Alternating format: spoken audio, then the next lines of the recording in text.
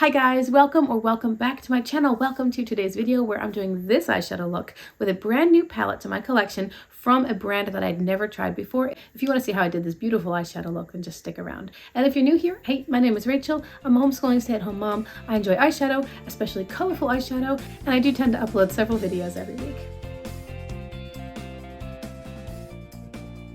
Today I am playing with a brand new palette in my collection. This is the Haunted palette from Gourmande Girls. This is what it looks like. This is my very first palette at all from the brand. I've never tried their formula before. It is very highly reviewed from all of the YouTube content creators that I watch.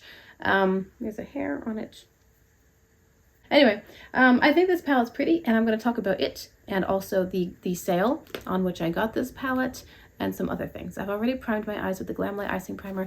Everything that I'm using, if possible, is linked or at least mentioned down below in the description box. Let's zoom in and get started with this look. I'm starting with a Singe EO2 brush into the shade Bewitched. And I think honestly, there's one thing, like I want to put this shimmer sort of everywhere. I haven't even swatched this palette. I know a lot of people, when they first get a palette, they swatch it because they want to get a feel for how the shadows really look on the skin and how they perform. I don't usually do that. I usually just dive right in and go from there. Well, this is a very pink purple. As you blend out a color, you can see the undertones. So red, for example, you might buff it away and it looks more pink, or you may buff it away and it looks more blue, and that can tell you the undertones of the color. So this purple has a lot of pink. It's not a blue purple, it's definitely a pink purple. Which makes sense given the other shades in the palette. Like there's not a single blue in here. But I think I'm going to put it out here in the corner and then just sort of drag it into my crease a bit more than I usually would because I'm kind of feeling a little smoky today. Anyway, I don't usually swatch my palettes when I get them. I might swatch just a couple of the colors, but not the entire palette. Let's get a smaller brush. This is a Singe EO5. And I think I'll pick up Spectral, which is a satin shadow. It's not a true matte, it's not a true shimmer. I'm gonna see how that works to soften this a bit. See, that's basically the undertone of the purple. And I'm just gonna gently buff at the edges to try to blend it out a little bit without bringing it too high. I never want to bring it up to my eyebrow, but sometimes it happens. Anyway, I bought this palette brand new, which is also rather unusual for me, but this was one of the palettes included in the recent Gourmande Girls website sale, which I mentioned or posted about in my community tab here on YouTube. The sale had items up to 55% off, if I'm remembering correctly. And unfortunately, it didn't include the ones that I really wanted, or in which I was truly interested. I've always wanted the Nightshade palette over Haunted. They're very, very close. They're really close, but Nightshade has more true purples and more blue tone leaning purples, and it doesn't have the grungy, yellowy, dirty, greeny, brown kinds of colors. Honestly, I don't know why they released them so close together. I mean, some people have said, well, hey, if you put them together, you have one big palette that all works together, and yes, that's true. And I know that when they're swatched side by side, they absolutely have some different undertones. They're not the same palette. They're not dupes at all. But they're close. Anyway, I wanted the Nightshade palette because I don't really like scary themes. That's the reason I haven't bought several things where I thought the color stories were nice, but I didn't like the theme. I don't mind the word haunted and the little ghosts. That doesn't bother me. The shade names are exactly what you might expect from Halloween: cursed, haunted, eerie, bewitched, troubled, supernatural. Okay, whatever. I really did prefer the Nightshade palette for that reason as well. I just thought that theme was actually a much more creative idea, like poisonous plants, and that could have worked with Halloween too. All right, let's deepen a little bit with, I guess I'll use a different brush. A small and dense blending brush into the shade Troubled, which is the black matte. Actually, wait, going back into Bewitched, I'm going to carry it more onto my lid. Anyway, Nightshade was not included in the sale, nor was the Nueva Vida palette collab with Steph's Beauty Stash, which was the other one in which I would have been more interested. I looked at the items that were on sale and I thought, okay, well, we've gotten Haunted, Silent Night, and I think Spooked was included as well. Those were the three which were on sale and which I had some degree of interest. And I went back and forth, and I decided to get Haunted because Nightshade wasn't available. And I did think realistically that Haunted would at least give me a little bit more variety than Nightshade because of the dirty or grungy tones. It's a little bit more mixed and interesting. So I figured, well, I guess Haunted would give me a bit more variety. And I do like that as an option. Silent Night, while I like the theme and the color story, it is a little bit more of a one or two trick pony. Like you're going to get a blue look or a yellow look or blue and yellow look. And I think there were some browns in there as well, but that's about it. I mean, if you love those colors, it might be a great palette choice, but it's just not terribly varied. And as far as Spooked, same thing along with the Halloween theme. It's just not my thing, but if I were to choose one over the other, Spooked is much more neutral leaning, which is not really my preference on the whole. I generally do prefer more colorful eyeshadow, so I decided to get Haunted, and it arrived really quickly. I mean, it shipped from Texas, and it was to me within like 4 days from ordering. It shipped very fast, and it arrived 2 days earlier than the tracking said it would. So that was nice. When I opened the palette, I was actually a little bit surprised by the packaging. It's perfectly fine. There's nothing wrong with it. It does have a nice mirror and everything. It's very lightweight, and that might be something that is a preference for many people. I don't prefer a heavy palette at all. I have other palettes of comparable pan number that just feel a bit more weighty, a bit more quality. They just feel sturdy. They don't feel quite as, I won't say cheap or flimsy, but because that's not truly what I mean. I expected it to weigh a few ounces more, to feel a bit more substantial in my hands. For the price point, the original price point, I would expect that 100%. I mean, if you're going to pay $40 to $60 for a palette, whatever they cost, I forget. I got it for, I think, $32. I would think that for the original full price, you would get a little bit more of a substantial weight to your palette. But that's just me. I don't know. Maybe that's not everybody else. I'm feeling weirdly unexcited about it, and I don't know why. Maybe it's because I bought it new. My husband and I are saving money, paying off our car. We're working on building our savings account. And I think that when I spend money unnecessarily for something so frivolous as an eyeshadow palette, I think I actually feel a little bit guilty. It's not that I can't have nice things, but I do have nice things. It's not that I can't treat myself, because I do get treats. It's not that I can't purchase stuff that aligns with my hobbies, because I do. Maybe it's because he doesn't care for makeup in general. So I know that when I'm buying something like this, it is purchasing something which my husband doesn't care for. It's just not his preference. And maybe that's what it is. At the end of the day, I know that I've spent money buying something which he doesn't love. I've brought all those original colors onto my lower lash line. Honestly, the shadows are performing really well. I did not expect anything bad as far as the quality of or performance. They're really nice. They're working really, really well. They're building just fine. They're blending together well. I think I just tripped myself up a little bit with the palette itself because I bought it new.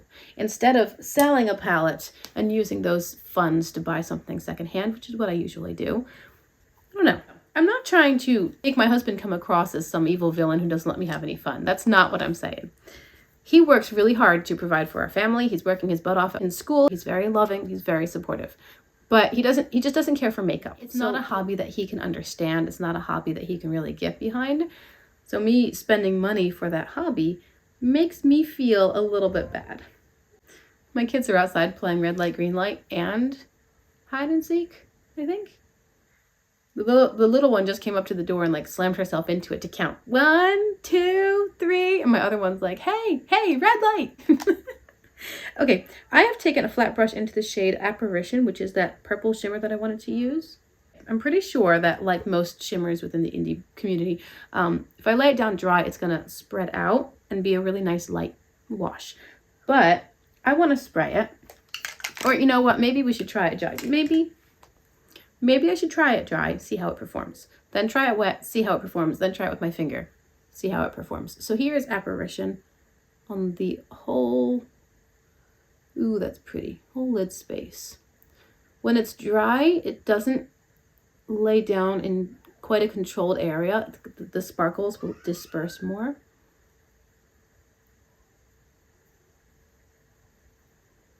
See? Oh, that's so pretty though. Okay, now let's try it sprayed. So I'm going to load up my brush again and I'll spray it with the setting spray. Any old setting spray. I think before I ever got setting spray, I would spritz with water. And that didn't do exactly the same thing, but it did kind of get the same idea where it would make the product at least stay put. So here is sprayed. Now you see the shine now. That's exactly how I thought it would perform, honestly. Beautiful sparkle. And that's really pretty. Looks like there's a little shift in this color. I see a bit of green.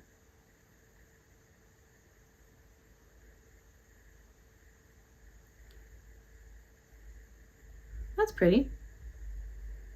Again, not surprised. It's basically what I expected. So I'm taking advantage of the dry shadow over here and sort of scuffling it back and forth because I want it to disperse a bit into that color. I don't want a faux cut crease. But then, simply out of curiosity, I'll take my finger and tap this in the center. Yep, even more shine. So these shimmers perform just like my other indie brands. If you use a dry brush, you're going to get a light dispersing of sparkle. If you use a sprayed brush, you're going to get more precise application and metallic shine. If you use your finger, it's going to be as shiny as possible. You know, this reminds me of something I've done with the Hella palette from Udensai. There's a pink shimmer in here called Jinxed. I'm going to load that onto a really small blending brush, like a very precise brush, and I think I'll spray this. I want to use this on my inner corner, right here.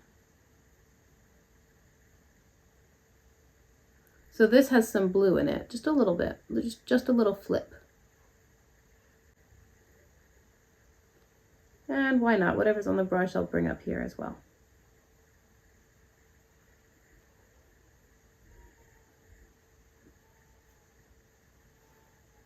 Really pretty though. The baby is waking up. She was feverish all yesterday and all last night. I think she's teething, but it made for a long night. So I'm gonna go take care of her. Be right back. My hair is feeling so very unexciting today. It's actually kind of cute, like, but not from the front. Maybe I should have let down some tendrils or something in the front. I don't know. It's just very, this is what I look like throughout the day. My hair is always up because my little people will pull on it. And it's also kind of long. So when I leave it down, it gets like clumps together. It doesn't stay full and nice. My hair is very fine, which is why I almost always have it up.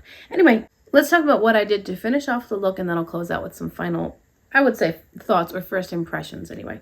In my waterline, I used this deep color from ColourPop. This is called It's All Worn Off. I'm quite sure it's called Champs.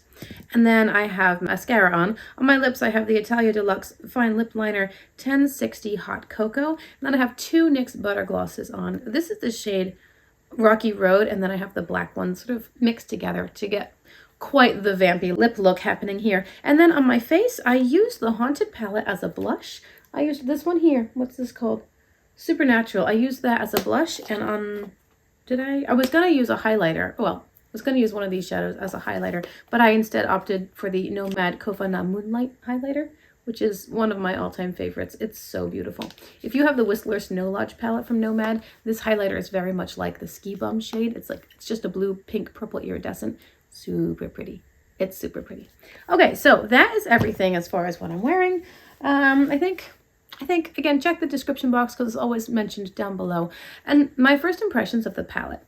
I do not love the cover art. Honestly, I've never been excited by any of Gourmande Girls' cover art. It feels very clip arty to me. Like I could have done pretty much the same thing in Microsoft Word.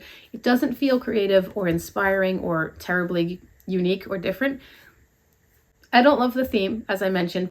I think the color story is really fun and interesting, and the formula is absolutely beautiful. I didn't have any problems with any of the shades that I used so far.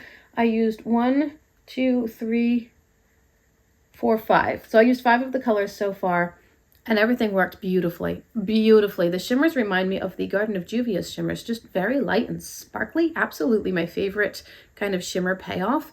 I think the look is gorgeous. I mean, it's beautiful, right? It's undeniably pretty. So, I'm such a mess today. I don't know what's going on. Anyway, a very good first impression so far. I do wish the palette weighed a couple of ounces more. It feels a little bit cheaper. the packaging, not the quality. The quality of the shadows is stellar. Honestly, it's very good.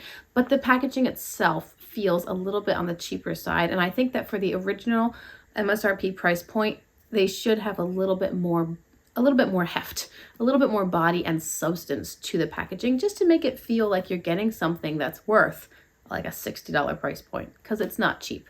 Eyeshadow, so far, 10 out of 10. Highly recommend. I do look forward to playing with this palette more. I want to try the more dirty, swampy kinds of colors and see how I can play them together. I want to pair the greens with the pink shimmer. Should be a good time. So keep an eye on my channel if you want to see more content. Thank you so much for being here today. Of course, I would love to hear your thoughts in the comments below. I always appreciate your time. I always appreciate your feedback and constructive criticism and perspective. It's a good time chatting with you guys down below in the comments. Thank you for giving me a part of your day. I hope that you'll consider liking and subscribing before you go. If you haven't done so and you want to see more content like this, be sure to check my channel for lots and lots and lots and lots and lots and lots. I'm talking hundreds and hundreds of videos. There are also playlists for basically every brand that I've tried. I will start a Gourmande Girls playlist as well. And well, I hope to see you guys in my next video. Thanks for being here and have a great day.